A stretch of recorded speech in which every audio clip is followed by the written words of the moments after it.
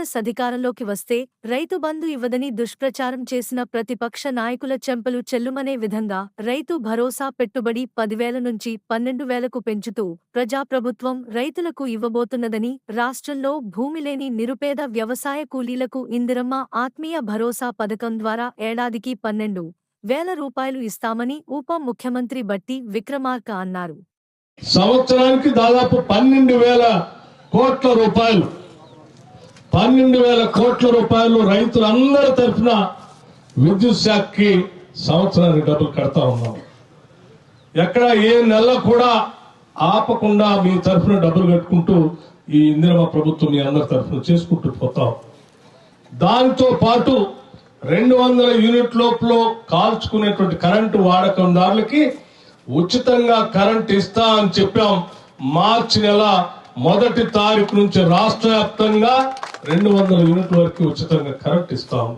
దానికి కూడా ప్రతి నెల డబ్బులు కడతా ఉన్నాం. ఏదో ఆషామాషిగా మనం ఫ్రీగా ఇచ్చేసేయండి అని డిస్కౌంట్ మీద భారం పడేసి వదిలేట్లేదు. మీ అందరి తరఫున ప్రతి నెల వాళ్ళకి డబ్బులు కడతా ఉన్నాం. ఇది ఈ ప్రభుత్వం విద్యుత్ శాఖ ద్వారా చేస్తున్నటువంటి కార్యక్రమం.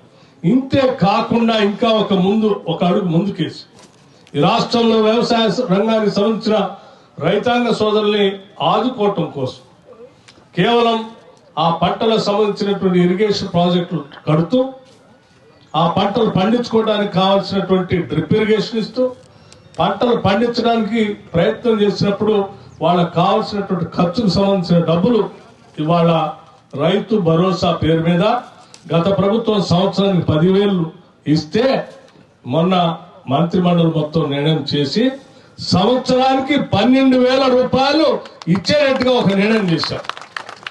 ఇది రైతాంగ సోదరులకి మనందరూ తెలుసు. ఈరోజు రాష్ట్ర ఆర్థిక పరిస్థితి 8 లక్షల కోట్ల అప్పులో ఈ రాష్ట్రాన్ని నెట్టిన విషయం కూడా తెలుసు.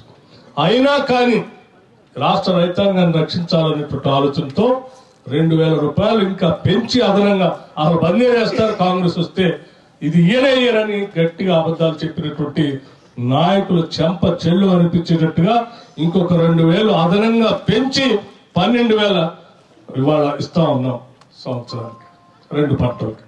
అట్లాగే ఆ రైతు కూలీలు వ్యవసాయం మీద ఆధారపడి ఉన్నటువంటి వ్యవసాయ కూలీలను కూడా దృష్టిలో పెట్టుకొని వాళ్ళకు కూడా భూమి లేని నిరుపేద వ్యవసాయ కూలీలు అందరికీ అంటే ప్రతి కుటుంబానికి సంవత్సరానికి 12,000 రూపాయలు ఇస్తామని చెప్పి స్పష్టంగా చెప్పాం. దాంట్లో పథకం పేరు కూడా పెట్టాం, ఇందిరమ్మ ఆత్మీయ భరోసా అని చెప్పి భూమి లేని నిరుపేద ప్రజలందరికీ కూడా సంవత్సరానికి 12,000 రూపాయలు ప్రతి కుటుంబానికి ఇచ్చేటట్టుగా ఈరోజు ప్రకటించాం. రేపు 26వ తారీఖు నుంచి ఇది మొదలవుతుంది. అట్లాగే మిత్రులారా, ఇదే వ్యవసాయ రంగానికి సంబంధించి రైతుల పక్షాన ఆలోచన చేసి పంట నష్టపోతే పంట నష్టపరిహారం ఇస్తాము. పంట నష్టపరిహారంతో పాటు మీ అందరికి ఇన్సూరెన్స్ కట్టడానికి రైతుల పక్షాన ఆ ప్రీమియం రైతులు కట్టకుండా ప్రభుత్వమే కడతాము.